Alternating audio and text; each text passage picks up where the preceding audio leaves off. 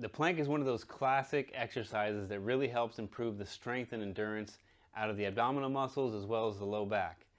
Sometimes when people do it though, they complain of having pain in the low back. Maybe their back is sagging or they're just not aware of it, but they actually start complaining of low back issues even though that's the thing they're really trying to work to improve. So going down onto the knees to do the plank is a great modified version to really work on it. And here's 2 keys to help you improve how you do the plank to protect your low back. 1, tucking the pelvis underneath, rounding the lower back. 2, pulling everything towards the midline. So as your arms are on the ground, you're going to pull them down slightly and pull them towards the midline. The knees are also going to be pulled up and towards the midline.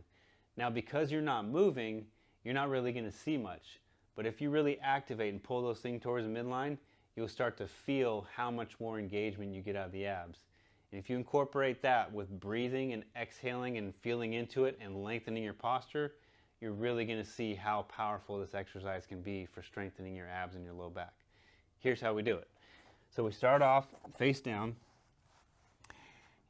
Elbows are underneath the shoulders. We're going to push away from the ground, tuck the pelvis, tuck the toes underneath, and raise your lower body up off the ground.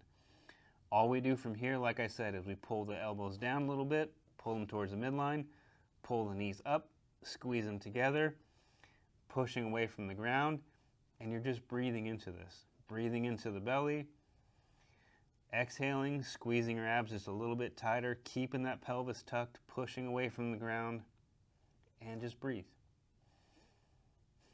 And slowly lower yourself.